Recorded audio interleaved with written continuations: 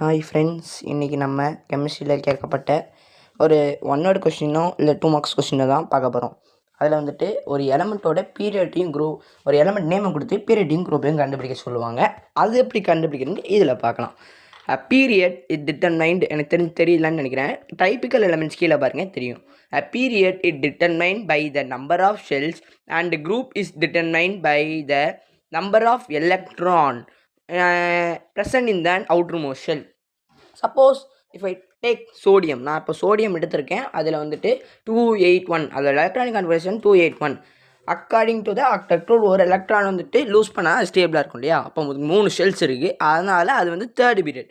இப்போ இது குரூப்பு கண்டுபிடிக்கணும்னா அவுட்டர்மோஸ்ட் ஷெல்லில் வந்துட்டு 1 2 3 4 எலக்ட்ரான் இருந்துச்சுன்னா அது லூஸ் பண்ணிடும். இது 5 6 7 8 இருந்துச்சுன்னா அது 10ஓட நம்ம ஆட் பண்ணி எந்த குரூப்புங்கிறத எழுதணும். இது ரொம்ப இம்பார்ட்டண்ட். ஸோ பிடிச்சிருந்தா சப்ஸ்கிரைப் பண்ணி லைக் பண்ணுங்கள். Bye friends.